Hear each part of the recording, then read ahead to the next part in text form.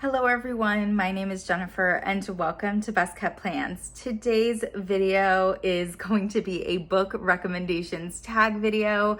I have seen a bunch of people here on YouTube doing this video in the last couple of months and I love this type of video. I think it's a great way to get some good book recommendations, to see books that you might enjoy from people who read books that you like as well.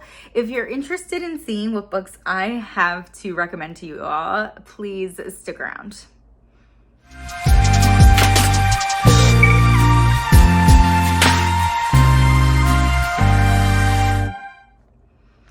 As I said in my introduction, we're going to be doing a book recommendations tag video. I am so excited about this. I think I came up with some fun books to chat about.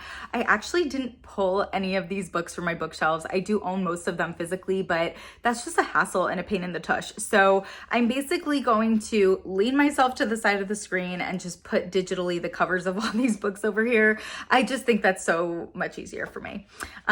This book recommendations tag video situation has been going on for the last couple of months, I think. I believe the first person to do it was Steph Borer, and if I remember, I will put her video down below in the description. I love this type of video. I feel like if there's someone who chats about books on BookTube and you tend to have the same opinion as them, that when they put a video like this out there, it really does give you a ton of really great recommendations. So I'm hoping that you all like some of the books that I recommend. So let me slide on over here a little bit and we're gonna chat about these book tags. So the first one is a book you tell people is your favorite. And I would say for me, the book that I most often say is my favorite is The Perks of Being a Wallflower by Chbosky. I read this book when I was in high school. I think I was a freshman in high school when I read it. I think it's a really interesting story, a wonderful coming of age story. I think it deals with mental health really well. I think it stands the test of time. That being said, I haven't read it in a while. And so if it doesn't stand the test of time, bummer. But I just love this story. I love this book. I've read it so many times, like at least 5 times, and I've loved it every single time that I've read it. The next is a book that is your guilty pleasure. And to be totally honest, I could not come up with one for this. I don't feel like I have any guilty pleasures when it comes to books. I have no shame in my reading game. If I read something and I enjoy it, I have no reason not to admit to that. And maybe that'll change in the future, who knows? But as it stands right now, I do not have any guilty pleasures when it comes to reading. The next one is a book everyone loved, but you didn't. And that for me is going to be The Unhoneymooners by Christina Lauren. I read this book very soon into my reading journey that I've been on for about a year now. And I will say I had been watching a ton of videos on YouTube at that time, trying to come up with good book recommendations for myself. And this was one that I kept seeing listed as like 5-star read, people's favorite read. That's my favorite book of the year. And I did not think it was that great. So it was really a bummer and a letdown when I read it that I didn't enjoy it as much as I did. As a lot of people did, I should say. The next is a book you read the fastest. And for that one, I'd have to say Red, White, and Royal Blue by Casey McQuiston. This book is like 400 pages, I think, or kind of close to 400 pages. And I read it in one day. I don't know. It just sucked me in and I had the time. And so I read it in one day. And I will say like a book that's about 400 pages long is going to take me usually 2 days to read. So I definitely got through that one quicker than I would have expected. And it's stuck with me that I read that very quickly. The next book is a book that deserves more hype, and I had 0 questions about what I was going to choose for this one. That is The Charm Offensive, and I cannot remember the author's last name, Alison Cochrun or something like that. I loved this. This was a 5-star read for me last year, and I feel like I don't talk about it enough, and I feel like I never see it mentioned anywhere. I do know that A Clockwork Reader did a video of like ranking her favorite romances or something like that. And she did mention The Charm Offensive, and I think she said it was one of her favorite romances she's ever read, and I think that's the only time I've ever seen somebody talk about this book. So I think it should be talked about more. I think it should be read more. It's wonderful. Please give it a read. It's so, so good. The next is a book that is becoming a movie/TV show. As far as I know, this is still happening, but I'm not 100%. I chose The Nightingale for this. This was one of my favorite books that I read in 2022, probably my second favorite book I read last year. I absolutely love this. It's a historical fiction. It's an incredibly emotional story, and I feel like it would be such a wonderful movie, and I have heard it's being made into a movie, and I've heard that Dakota Fanning and Elle Fanning are going to play the two main characters who are sisters. Please, I need that to happen. I need the movie gods to make that happen, because that would be awesome. Like, that would be so, so good. So I've heard that that's the plan, but I'm hoping that that's still the plan, because I think that was a pre-pandemic plan. We'll see. The next book is... I have a hard time with this one. So, a book you have reread the most. I know exactly what book I've reread the most. It's not just one book, it's a series of books. I have a little bit of a hard time talking about this series because I do not support this author. I will no longer purchase this author's books. I will not read this author's books in the future beyond possibly reading this series again, and that is the Harry Potter series. I think a lot of people that grew up with the Harry Potter series have feelings very similar to mine, in that these books are incredibly important to me. I could cry because I love these books so much. They mean so much to me. They're what initially made me fall in love with reading when I was a kid. I grew up reading them. I remember going to the store the day that the next book in the series was going to come out, picking it up and reading it right away. I remember...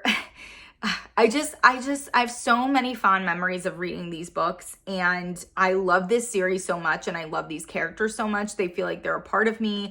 I feel like they're my friends. I grew up with them, I feel like. And so I have hands down reread these books more than I've read anything else. I've reread each of these at least probably 7 or 8 times. And there's so much a part of me that wants to go back and read them again, because I have not reread the series in a while. And I own the books. I wouldn't have to go out and repurchase them. But again, I cannot support this author anymore. Yeah. and I think a lot of people, again, who grew up with these books the way that I did, have similar feelings to that. The next book tag is a book from a genre you don't typically read. And I ended up deciding to choose a fantasy for this because I have not read a ton of fantasy, and before the last couple of months, I definitely hadn't read a lot of fantasy. So I picked the ACOTAR series because I started that in February. I'm hopefully finishing it in April. And I feel like I really have enjoyed the books from the series that I've read so far. And because I don't read a lot of fantasy, it's been really exciting to kind of find a fantasy series that I'm really into and enjoying. The next book we're going to talk about is a book that deserves all the hype. And I definitely knew which one I wanted to pick for this one, because I put off reading this book for so long because I was afraid it wasn't going to live up to the hype. And it ended up being one of my favorite books that I read in 2022, and that is The Seven Husbands of Evelyn Hugo by Taylor Jenkins Reid. I really enjoyed this story. It was incredibly unexpected. It was moving. It was touching. I loved the characters. I hated the characters at times. Like, it was just so good. And I had heard it was incredible. I had heard it was so many people's favorite book.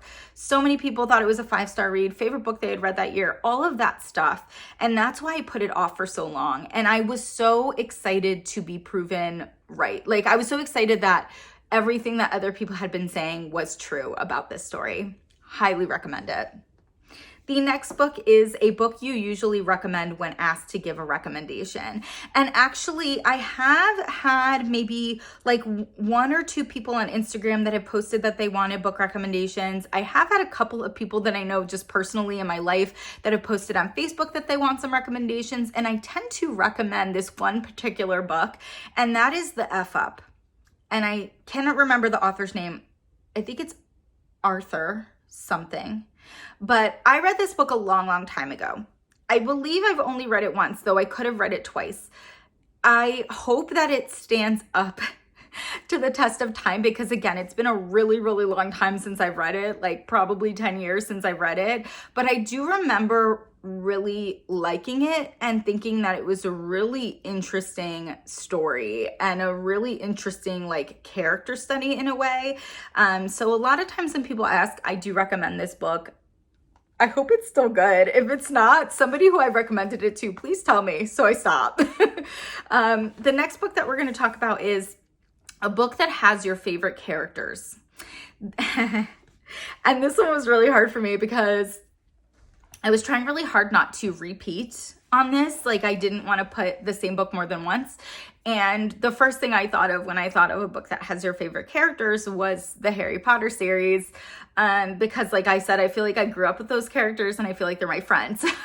But excluding that, the next thing that came to my mind was Kaya from Where the Crawdads Sing, because I just remember as I was reading that story just falling in love with her and her as a character, and just feeling for her and with her. And I just thought she was just such a wonderful character. Beyond the book being incredible, Where the Crawdads Sing was my favorite book that I read in 2022, hands down. And I just love Kaya. I think she's an incredible character. So that would be my pick for that. Next would be a book you wish you could live in. And I really had a hard time with this one. I was like thinking of like small town romances and things like that. And none of that was like really jiving with me. And so, but then all of a sudden something sprang to my mind. I was like, how did I not think of this right away? And that is the Dreamland Billionaire series, particularly the first book, The Fine Print, because it takes place in Dreamland, which is basically a fictionalized version of Disney World. And if you know me, you know I love Disney. I love Disney so much. I've been to Disney so many times.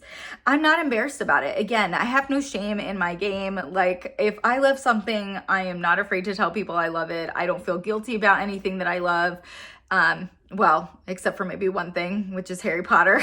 But I love Disney World so much, and I just feel like living in a fictionalized version of Disney World would be incredible. So The Fine Print for sure. Next is a book that you thought you would hate but ended up loving. And I picked nonfiction for this because I have a really hard time with nonfiction. I don't gravitate towards nonfiction stories. And I got this book as an ARC, and I didn't know it was nonfiction when I requested it. And once I realized it was nonfiction, I got really scared about that, but I ended up being really pleasantly surprised. And that is Once Upon a Tome by Oliver Darkshire. I loved this book so much. I gave it 5 stars. I thought it was so fun and interesting and just quirky, and I loved everything about it. And so if you're somebody who's not necessarily super into nonfiction, but you want to give nonfiction a try, I would highly recommend going with this book. I think it's great. The next is a book that made you cry, and I ended up going with one of the more recent things that I've read. So if you've read if you've watched my March 2023 reading wrap up, you'll know that I just recently read this. And that's If We Were Villains by ML Rio. I loved this book. It was such a wonderful, pleasant surprise for me. It's told in a very interesting and unique way. And it definitely made me shed some tears at the end, that's for sure. And then the last book tag is a book you wish you could reread for the first time, or read for the first time. And this was an easy one for me. Hands down, my favorite romance that I've ever read is Love in Other Words by Christina Lauren. And so when it comes to a book that I would love to read again for the first time, it is definitely that one. I wanted a romance for this one specifically, and there would be no other romance I would want to read more than Love in Other Words. If I could erase it from my memory and read it again, it would hands down be that one. And that is it for this book recommendations tag video. I loved filming this. I loved coming up with these recommendations. I hope that you all enjoyed the books that I recommended. If you do end up giving any of these a read, please let me know, whether it's a comment here on this video or shoot me a DM on Instagram or something. I would love to know if you gave any of these a read and ended up enjoying them, or if you thought my recommendation was terrible. And as always, everyone, please be safe. Bye-bye.